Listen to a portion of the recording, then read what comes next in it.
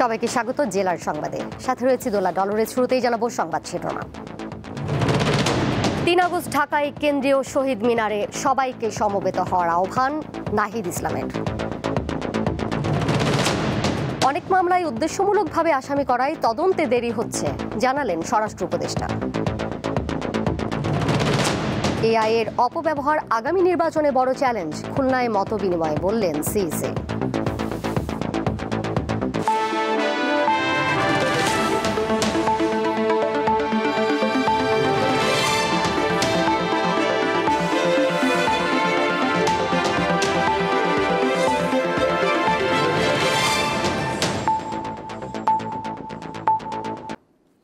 বিচার সংস্কার ও নতুন বাংলাদেশ গঠনে জুলাই সনদ ও ঘোষণাপত্র নিশ্চিতে আগামী ৩ আগস্ট ঢাকায় কেন্দ্রীয় শহীদ মিনারে সবাইকে সমবেত হওয়ার আহ্বান জানিয়েছেন জাতীয় নাগরিক পার্টি এনসিপির আহ্বায়ক নাহিদ ইসলাম।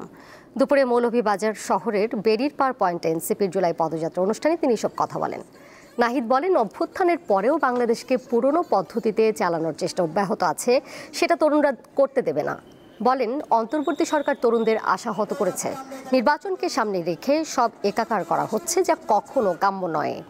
নাহিদ আরও বলেন, সংস্কার ও নতুন সংবিধানের বিপক্ষে দাঁড়াচ্ছে বিভিন্ন শক্তি, কিন্তু সংস্কার আর মানুষের সকল অধিকার নিশ্চিত না করে নির্বাচন নিয়ে পড়ে থাকলে হবে না।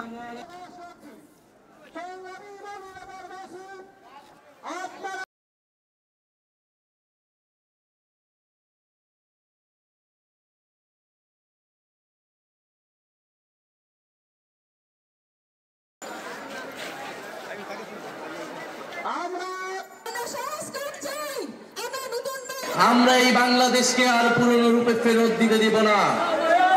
বিচার সংস্কার এবং নতুন সংবিধানের মাধ্যমে আমরা একটি নতুন বাংলাদেশের যাত্রা শুরু করতে চাই, কিন্তু অভ্যুত্থানের পরে নানান শক্তি আবারও চেষ্টা করছে পুরনো সিস্টেমে এই দেশকে এগিয়ে নিয়ে যাবার। আমরা এই অন্তর্বর্তী সরকারের সময় অনেক স্বপ্ন দেখেছিলাম, আমাদের অনেক দাবি ছিল, কিন্তু আমাদের সব স্বপ্নকে নির্বাচনের সাথে একমাত্র দাবিতে রূপান্তর করে ফেলা হয়েছে। আমরা বলেছি আমরা নির্বাচন চাই, আমরা গণতন্ত্রের পক্ষে লড়াই করা শক্তি, আমরা ভোটাধিকারের জন্য লড়াই করা শক্তি, কিন্তু বিচার সংস্কার ছাড়া নির্বাচন অর্থহীন হয়ে যাবে। এই নির্বাচনকে জনগণ গ্রহণ করবে না। জুলাই গণ অভ্যুত্থানের অনেক মামলায় উদ্দেশ্যমূলকভাবে আসামি করায় মামলার তদন্ত কাজ বিলম্বিত হচ্ছে। প্রকৃত নিরাপরাধ ব্যক্তিরা যাতে হয়রানি না হয় সেজন্য সুষ্ঠুভাবে তদন্ত করা হবে বলে জানিয়েছেন স্বরাষ্ট্র উপদেষ্টা জাহাঙ্গীর আলম চৌধুরী। সকালে নারায়ণগঞ্জে র্যাব 11 সদর দপ্তর এবং পরে নারায়ণগঞ্জ পুলিশ লাইন্স পরিদর্শনের পর সাংবাদিকদের সাথে আলাপকালে স্বরাষ্ট্র উপদেষ্টা বলেন, গত বছরের 5 আগস্টের পর থানাগুলো থেকে খোয়া যাওয়া অস্ত্র আগামী জাতীয় সংসদ নির্বাচনের আগে উদ্ধারে ব্যাপকভাবে অভিযান চালানো হবে। তিনি আরও বলেন, কোনো বাংলাদেশে অবৈধ উপায়ে ভারতে থাকলে যথাযথ প্রক্রিয়ায় তাদের গ্রহণ করবে বাংলাদেশ। ভারতে থাকা রোহিঙ্গা শরণার্থীদের গ্রহণ করা হবে না।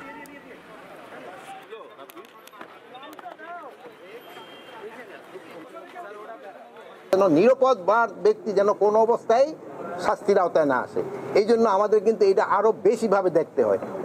অনেকে নিজেদের স্বার্থ সিদ্ধির জন্য অনেকে কিন্তু কিছু নিরীহ লোকের নাম দিয়ে দিছে, এই জন্য কিন্তু সময়টা বেশি লেগে। যদি তারা অ্যাকচুয়াল আসামিদের নামটা দিত তবে কিন্তু এত সময় লাগতো না। আমরা সব অস্ত্রগুলি এখনো উদ্ধার করতে পারি নাই, আমরা অস্ত্রগুলি উদ্ধার করার চেষ্টা করতেছি এবং আল্লাহ দিলে হয়তো ইলেকশনের আগে আরো অনেক অস্ত্র উদ্ধার হয়ে যাবে। প্রধান নির্বাচন কমিশনার এএমএম নাসিরউদ্দিন বলেছেন, ত্রয়োদশ জাতীয় সংসদ নির্বাচনে কৃত্রিম বুদ্ধিমত্তা এআই একটি বড় চ্যালেঞ্জ। এটি একটি আধুনিক হুমকি যা অস্ত্রের চেয়েও ভয়াবহ। সকালে খুলনার আঞ্চলিক নির্বাচন কর্মকর্তার কার্যালয়ে ত্রয়োদশ জাতীয় সংসদ নির্বাচন উপলক্ষে আয়োজিত মতবিনিময় সভার আগে সাংবাদিকদের এসব কথা বলেন তিনি। নির্বাচনকে প্রভাবিত করতে যে কোনো ধরনের প্রযুক্তি নির্ভর হস্তক্ষেপ রোধে কমিশন সতর্ক রয়েছে উল্লেখ করে সিইসি বলেন, ত্রয়োদশ জাতীয় সংসদ নির্বাচনে এআই এর অপপ্রয়োগ একটি বড় চ্যালেঞ্জ। এছাড়া আগামী নির্বাচনে ভোটারদের আস্থা ফিরিয়ে আনা এবং তাদের কেন্দ্রে নিয়ে আসাও অন্যতম চ্যালেঞ্জ। বিশেষ করে নারী ভোটারদের অংশগ্রহণ নিশ্চিত করাটা চ্যালেঞ্জ হিসেবে দেখছে কমিশন।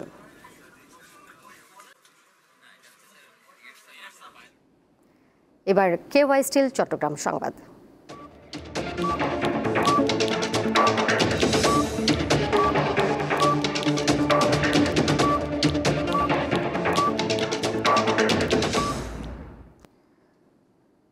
বর্তমান প্রতিযোগিতামূলক বিশ্বে টিকে থাকতে হলে উচ্চ শিক্ষা গ্রহণের কোনো বিকল্প নেই বলে মন্তব্য করেছেন বাংলাদেশ অ্যাক্রিডিটেশন কাউন্সিলের chairman professor doctor Mezbauddin Ahmed. সকালে university of science and technology Chittagong ইউএসটিসির জুলাই 2025 ভর্তিকৃত নতুন শিক্ষার্থীদের ওরিয়েন্টেশন প্রোগ্রাম অনুষ্ঠানে তিনি এই মন্তব্য করেন। আরও বলেন, উচ্চশিক্ষা গ্রহণ করে সুশিক্ষিত হওয়ার পাশাপাশি স্মার্ট নাগরিক হিসেবেও নিজেদেরকে গড়ে তুলতে হবে।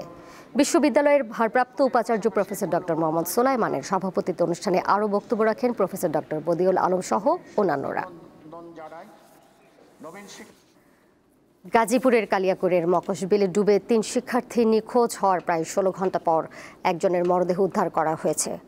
সকাল 10:30টার দিকে নিখোঁজ রফিকুল ইসলামের মরদেহ উদ্ধার করে ফায়ার সার্ভিসের ডুবুরি দল। বাকি 2 শিক্ষার্থী উপজেলার কারল সুরিচালা এলাকার শফিকুল ইসলামের ছেলে মেহেদি হাসান এবং একই এলাকার মজনু মিয়ার ছেলে শিমুল হোসেন নিখোঁজ রয়েছে।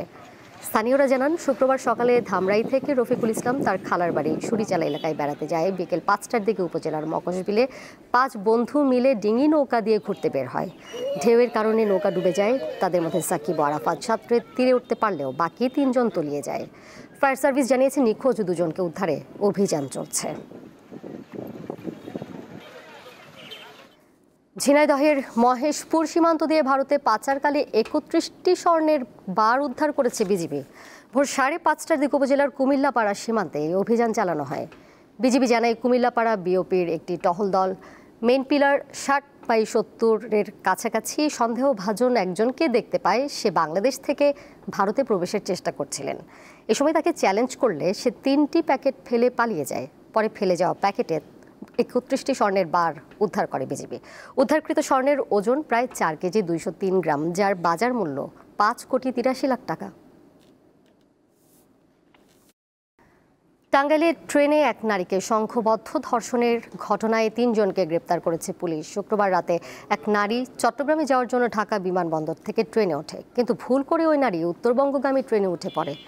বিষয়টি বুঝতে পারলে রাত 12:30টার দিকে টাঙ্গাইলের ঘারিন্দার রেল স্টেশনে নামেন তিনি। পুলিশ জানায়, এই সময় কৌশলে 3 যুবক ওই নারীকে রেল স্টেশন সংলগ্ন এলাকায় কাঠ বাগানে নিয়ে গিয়ে ধর্ষণ করে। ওই নারীর অভিযোগের পরিপ্রেক্ষিতে পুলিশ অভিযান চালিয়ে দুলাল চন্দ্র, সজীব খান ও রূপু মিয়াকে গ্রেপ্তার করে।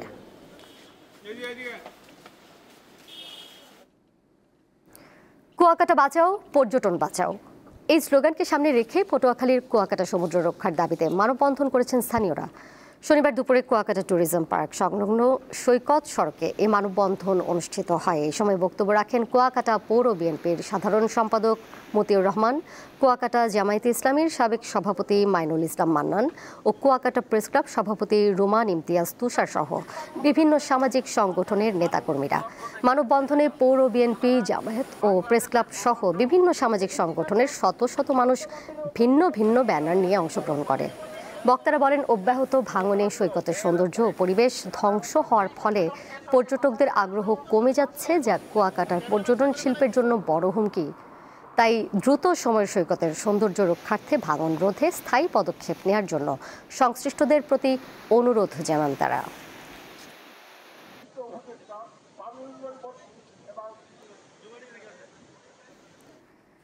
শেষ করব জেলার সংবাদ, যাবার আগে শিরোনামগুলো জানিয়ে দেব আরও একবার। 3 আগস্ট ঢাকায় কেন্দ্রীয় শহীদ মিনারে সবাইকে সমবেত হওয়ার আহ্বান নাহিদ ইসলামের। অনেক মামলায় উদ্দেশ্যমূলকভাবে আসামি করায় তদন্তে দেরি হচ্ছে, জানালেন স্বরাষ্ট্র উপদেষ্টা। এআই এর অপব্যবহার আগামী নির্বাচনে বড় চ্যালেঞ্জ, খুলনায় মতবিনিময় বললেন সিসি।